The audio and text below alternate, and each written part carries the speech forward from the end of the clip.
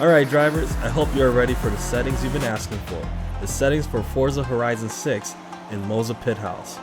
But first, a quick update. MOZA finally pushed an update that fixes one of the biggest issues people were having with Forza Horizon 6 on the MOZA wheels. Force feedback finally works. So the first thing you want to do is open up the MOZA Pit House app and make sure you download the latest patch and firmware updates. Now if you're still using Xbox compatibility mode from my earlier video, you'll want to disable that first. All you have to do is hold down S1 and S2 or N and P, depending on if you have the ESX wheel or the ES wheel. That switches the wheelbase back into normal mode, so Pit House can properly be adjusted with the game. After that, launch Forza Horizon 6 and remap all your controls like you would normally. So today, what I'm going to provide is more an all-around setup that works well for both drifting and road racing combined. Later on, I'll come back with a separate video explaining how you can set up the best peak drift setup and the best peak road setup and save those profiles. But for now, this is really a solid middle ground that finally makes Horizon feel natural on the wheel. So let's get into it. One of the biggest changes I found was actually lowering the steering angle to 450 degrees. Now I know that sounds aggressive, but surprisingly this helped remove a lot of the dead zone feeling and made the steering feel much more responsive. The wheel reacts faster, countersteer happens quicker, and catching slides becomes easier. If 450 feels too aggressive for you or too snappy, try moving it to 540 degrees. 540 still feels really good while making transitions a little smoother and calmer overall. Sim racers, I know, 900 degrees is the standard, but with this title, this is the best way to go. Trust me. So 450 degrees, more aggressive, faster transitions, better slide catching. 540 degrees, smoother, more stable, less twitchy. Try both and see which one fits your driving style better.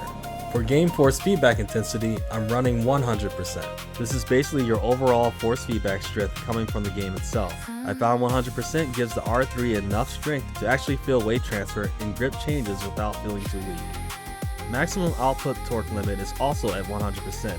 Since the R3 isn't a super high torque wheelbase, I wanted full strength available. Force feedback interpolation, I kept at 5. This smoothed out some of the roughness in the force feedback signal. Lower values feel sharper and more detailed. Higher values feel smoother and softer. Around 5 felt like a really good middle ground for Horizon 6. Force feedback center dead zone compensation is set to 10. This helps remove some of that loose dead feeling around center steering, especially in Horizon. This made the wheel feel more connected when making smaller steering corrections. For maximum wheel speed, I increased it to 120%.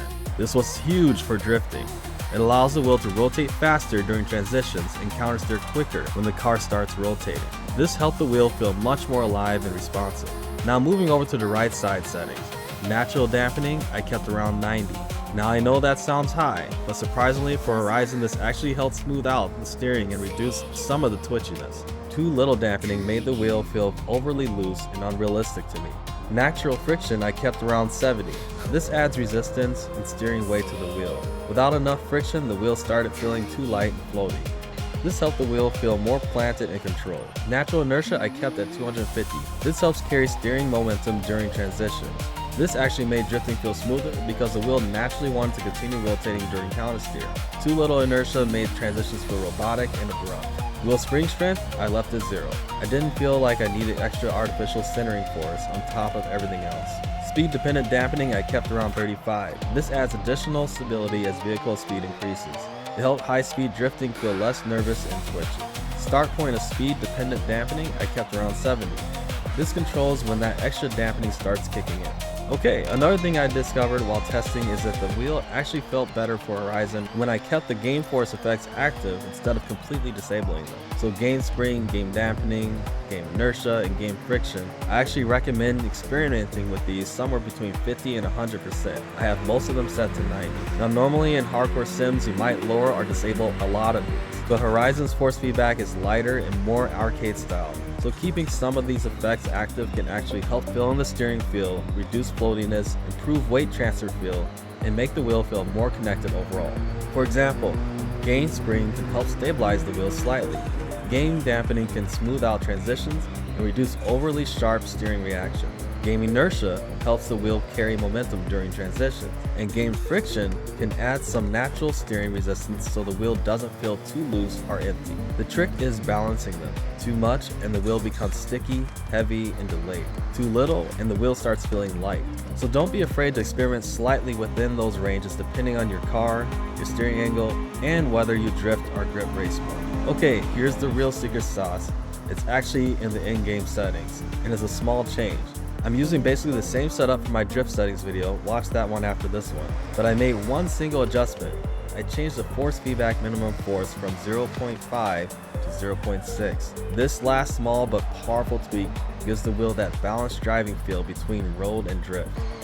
To get the best experience for yourself beyond what you see here, go watch my drift settings video, because I explain each in-game setting in way more detail beyond the basic description shown on the right side of the menu. That video will actually help educate you on what the in-game settings are doing, how they affect weight transfer, counter steer, transition speed, and overall steering feel. That way you can tweak the settings yourself instead of just copying numbers blindly. Because that's when Horizon finally starts feeling good on the wheel, when you adjust it to your driving style. As a quick tip, only adjust one thing at a time and in small increments. And one last tip, if you guys want to improve not just your wheel settings, but your actual driving fundamentals, check out my ebook, The Standard of Driving. It focuses on smoothness, weight transfer, vision, car control, consistency, and understanding how cars actually behave. You'll probably want to get a sim like Assetto Corsa for this, but it's basically the same mindset that helped me tune this setup in the first place.